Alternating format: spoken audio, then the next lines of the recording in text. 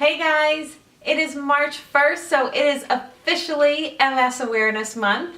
I love that it also, oh so appropriately, falls on National Nutrition Month. I'm hopping on today to give you guys a sneak peek of everything that I'm going to be sharing throughout this month. So let's jump right in. I am going to share today the lowdown on MS, what it is, the signs and symptoms, how it's diagnosed, and how it's treated, both from a traditional and a holistic perspective. Tomorrow I'm going to dive into inflammation, the role that it plays in the body, in our everyday health. So how it affects aches and pains, headaches, weight gain, fatigue, and then how it also plays a role in autoimmune disease and MS. Then I'm going to roll right into lots of tips, strategies, all the things that I have learned from a nutrition coach or as a nutrition coach and as an MS thriver myself. So that includes, as I said, recipes, exercises, guided meditations, detox strategies, shopping tips, everything that you need to be successful in creating a comprehensive health plan for you. So my goal is to be delivering the most valuable information in the most concise way possible. That latter half is going to be the biggest challenge for me, so I got some notes here I might need to reference, but outside of that, I just can't thank you guys enough for everything that you have done with sharing my last video. I have received so many heartfelt messages from people not only across the country, but actually from around the world. So because of the shares that you guys have done, the tags, the comments, all of that stuff, you're helping to build an incredible community in the MS and autoimmune world. So thank you, thank you, thank you. I would welcome you to continue to like, post, share, all that other good stuff there. But in the meantime, let's jump right in. So what the heck is MS? MS is an autoimmune disease that attacks the central nervous system. So essentially, command central of the body, the brain and the spinal cord are under attack by friendly fire. That's the whole concept of an autoimmune disease. That the immune system, which is designed to protect us against foreign invaders, so viruses, bacteria, parasites, all kinds of different germs that we're exposed to throughout our day-to-day lives, our immune system keeps us healthy throughout that. But in the case of an autoimmune disease, the immune system gets confused and it starts viewing the body itself as a foreign invader, and then it starts attacking the body, and that's where the breakdown starts to happen. So you may have heard of lupus. That's an autoimmune that attacks the organs and the tissues. Celiac, Crohn, colitis, that's an autoimmune that attacks a different aspect of the digestive tract depending upon which one you're talking about. Hashimoto's, that's one that it's an autoimmune that attacks the thyroid. So with multiple sclerosis, that's an autoimmune that attacks the central nervous system, again, the brain and the spinal cord, but even more specifically, it's attacking the myelin, which is the protective coating of our nerves. So our nerves have this outer protective coating that the immune system starts to attack. And what we know about our nerves is that they send all of those messages from the brain and to the body, back and forth there. So when that protective coating is damaged from the immune system attacking it, it gets scars or lesions, and over time that can impact that line of communication from the brain to the body. So I'm very much a visual learner, so the other day I was noticing my iPhone charger was a really good example of this process that happens in the body for during multiple sclerosis. So I have my iPhone charger here. I have the brick that I plug into the wall, and then there's this long cord that has all the electrical wiring in it to send the electricity into my phone. So this plugs into the wall, electricity travels down, this side plugs into my phone, and charge that baby on up. What I was noticing the other day is that this cord started to break down. So I don't know how well it's going to do if we can zoom in on this. There we go. So you can see that it started to break down. Now right now, this is still charging my phone, but because the wires are starting to get exposed, over time, that line of communication or the electricity that goes from the wall into my phone might not work properly. Very similar concept with what's happening to the central nervous system in MS. That communication really starts to break down, and that's when somebody who has MS might start to experience cognitive, sensory, or motory issues. So let's talk about some of those symptoms. First of all, it's different for every person. That's the beast of MS. It manifests so differently, which is why it can be so hard to diagnose. Symptoms for me started off with extreme fatigue, brain fog, heat sensitivity. Couldn't for the life of me figure out why I was getting so sick after a hot yoga class. I loved them. I felt so good during it, but I would get sick for about a week and a half, 2 weeks at least after the class. The other symptom that I had was severe facial pain. So I would be completely fine, and then out of the blue, I would feel like I was getting electrocuted on the side of my face, and it would go just as quickly as it came, which is, again, part of the mystery of MS. The symptoms can be a little inconsistent, and for that, like, it happens and then it might not happen again for another couple weeks or couple months, and that's not necessarily something that I'm running to the doctor over because it was so sporadic.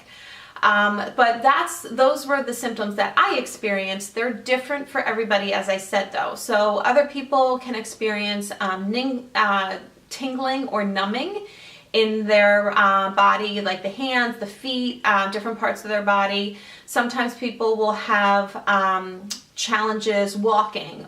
One foot might feel a little bit heavier than another, or they might find themselves tripping. They may have visual disturbances. There's a whole host of different symptoms, but the symptoms are one aspect to getting a proper diagnosis. Unfortunately, with MS, there is no cause and there is no cure, and there also isn't one surefire test to definitively diagnose the disease. But what happens when you have symptoms, you see your physician and they will recommend a series of different tests that would be most appropriate in that individual's case. So for me, I started off with an MRI and we noticed that there were lesions on the brain. So that's the first thing that we're able to see. So again, with the autoimmune system or the immune system attacking that brain and spinal cord, an MRI is going to show if there's any lesions or scars on the brain and spinal cord. So an MRI is one test that can be run. Another common one is to get a spinal tap, and what they're looking for are bands in the fluid that would indicate inflammation and autoimmune, specifically with MS. So that was the final test that I had done that gave me the definitive diagnosis. So I had my symptoms. I had 2 consecutive MRIs that showed active lesions. And then I had the spinal tap. So those are some tests that you can get done through a physician to determine if one has MS or not. And then once you have the diagnosis, one of the things that I think is greatly, not necessarily misunderstood, but not as many people know, is that there are 4 different categories or types of MS. So there's CIS, or clinically isolated syndrome, and that's one where you may have lesions, but you may not have any symptoms now or ever. The next one would be relapsing remitting, and that's one where you would have a symptom or a flare or relapse, as they call it. And the flare or the symptom has to last greater than 24 hours, and it may stay just for about that period of time. It may stay for a couple days, couple weeks, couple months. That's the great mystery of this disease. There's a lot of unknown, but you eventually go into what they call remission. So you would have a symptom, have a flare, and then it goes into remission. And you may stay into remission for, again, weeks, months, years. There's no rhyme or reason to it. That's predictable, at least. And then if you get to the point where you don't go into remission, that it just continues to decline, that's what's known as secondary progressive. So relapsing remitting would be the initial diagnosis, and then you would progress to secondary progressive. If you went straight into a relapse and never had remission, that's when you would be in the category of what's known as primary progressive. So you just go straight into the symptoms, the flare, and unfortunately you don't have the remissions in between. So I say that because not only does MS look different on everybody, but there are definitely different types or stages of MS that I think are important for people to understand.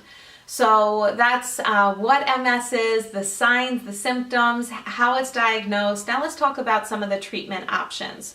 So in terms of treatment, there are really two main categories, as there are with a lot of health treatments. So you have the traditional, and then you have a little bit more of the holistic side of it. So traditional, that is a disease-modifying therapy. So there's different pharmaceutical drugs that can help slow down the progression of the disease. As I said, there's no cure, but it helps to slow down the progression of the disease. And that can be in a form of a pill. It could be in form of injections that you would give yourself, or I'm drawing a blank on the third one here, infusions. So so those are the three that you would have there.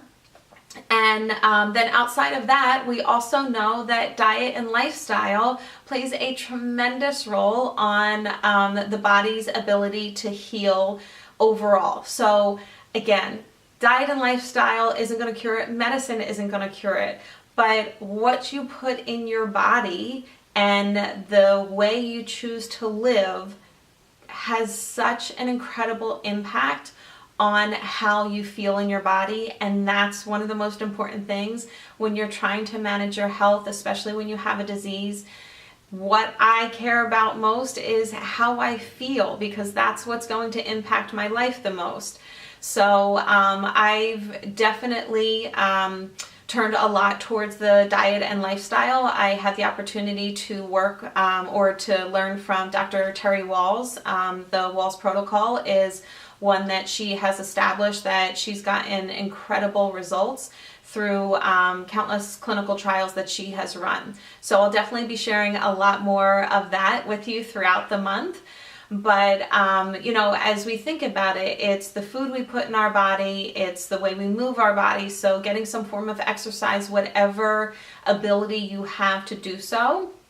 Sleep plays a tremendous role in the body's ability to heal and just to remain healthy. So whether you have an autoimmune or not, you have to prioritize sleep and, of course, stress management. So all three of those are main things that you really want to make sure that you are giving consideration when developing an overall health plan. So as I said, that's a lot of what I'm going to be sharing with you throughout this month. I will not be speaking on any details from a clinical or medical standpoint.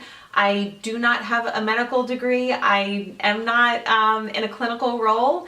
You do not want to get medical advice from me. I want to put that out there first and foremost.